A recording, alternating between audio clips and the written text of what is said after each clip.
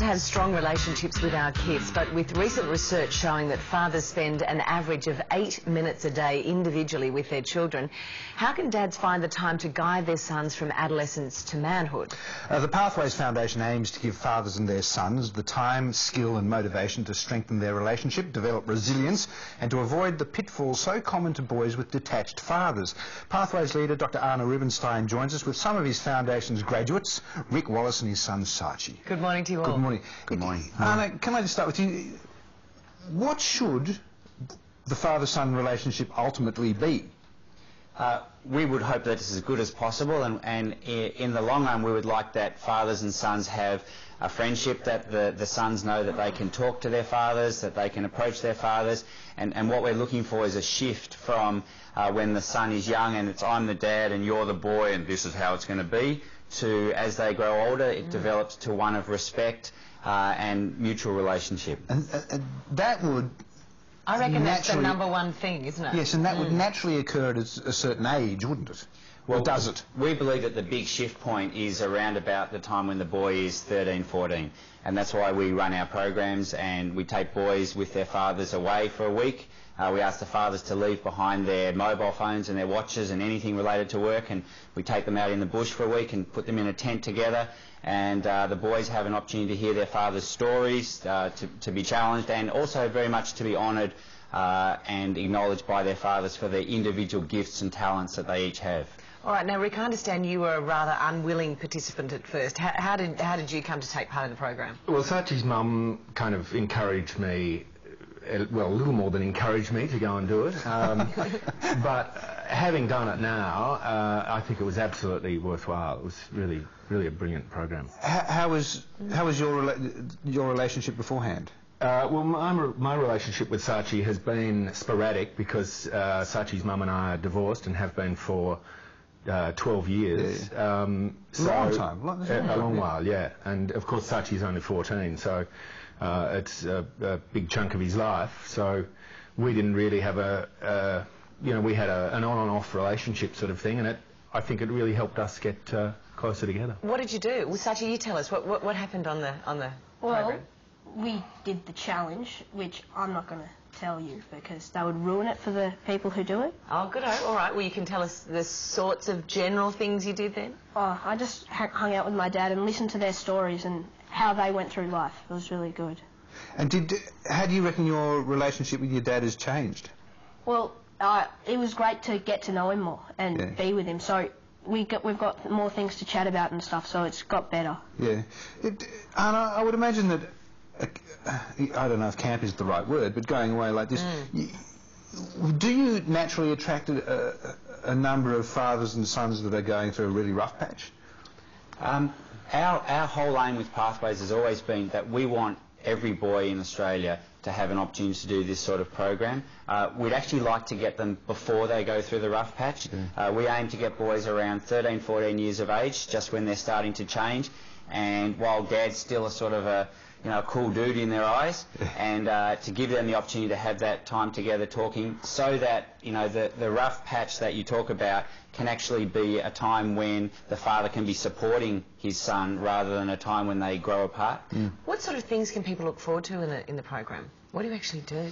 We base our program on a rite of passage program that was run by Indigenous societies and communities all over the world. In fact, they all did it. And what we've found is that they all had common elements. So they all had story, challenge and honouring. So the boys get an opportunity to hear their father's stories. Every day we sit in a circle, man, boy, we have a fire in the middle, and the men talk about key times in their lives. They talk about how it was when they were young growing up, their relationships with their fathers, their experience with grief and loss, how it was when they started, dating women or relationships, things like that, which is extremely powerful.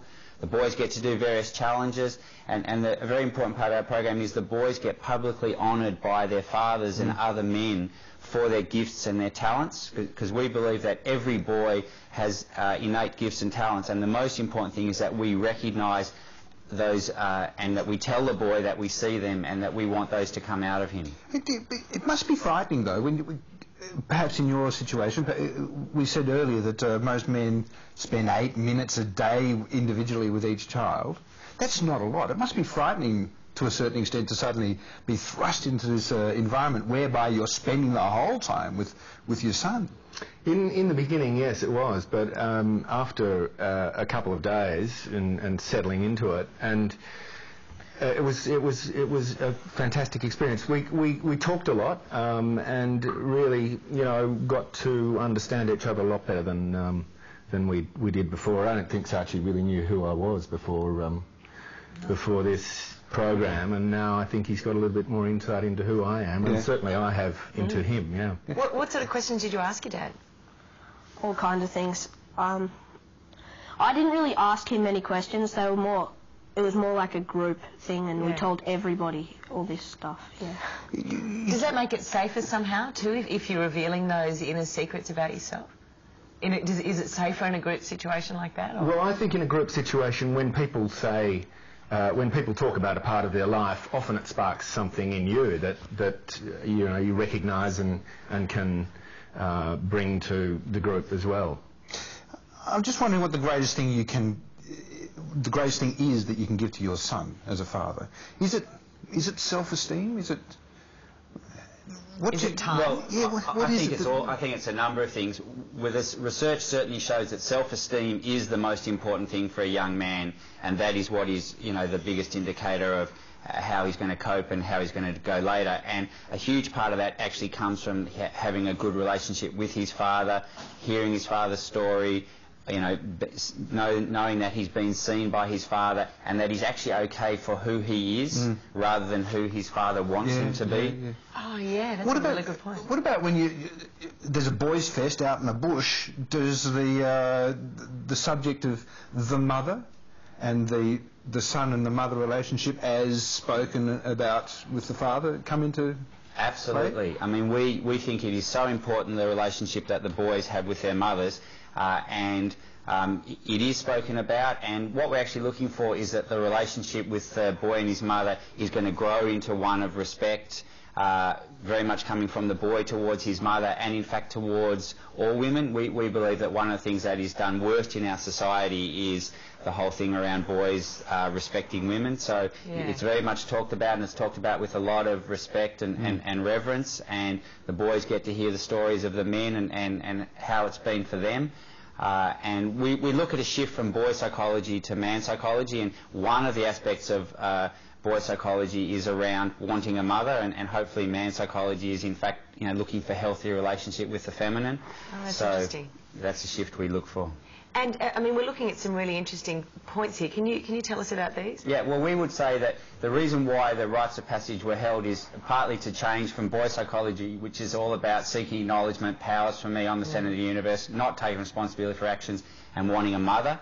And where we want men in our community who are in fact living from healthy man psychology, which is doing something you believe in and having a mission and powers for sharing, understanding you're part of the universe, taking responsibility for your actions, and wanting a relationship with the feminine. And actually, if we ask women if they know any men who still function on boy psychology, wanting power and thinking they're the centre of the universe and looking for a mother, you sort of understand why it's most commonly the women who send the men and the boys on our programs, and who in fact are major supporters. But also you do have a program for mothers and daughters too, don't you? That's correct. We've just started a similar mother and daughter program, and our hope is that, like the father and son program, it will become available also for every girl around Australia.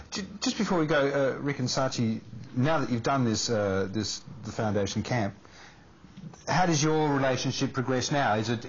Have you changed the rules in a way? Do you see more of each other? What happened? Well, it's only a week since we've done it, so we're still kind of assimilating. Reeling, But certainly it's changed our understanding of each other, and I think it will certainly make it a lot easier for us to relate in a meaningful way. Yeah. And when you got home to your mum, what did your mum say? Oh, well, she tried to get out of me what we did, but I didn't tell her. Secret men's business. Yeah, exactly. Hey, look, lovely to meet you all. Thank you for your time this morning. Yeah, thank you so much. Of course, if you'd like any details, you can jump onto the Pathways website. There's the address there. They're backing it in and going acoustic. Thirsty Merc will perform later, but after the break, Anthony's version of Jewish Penicillin.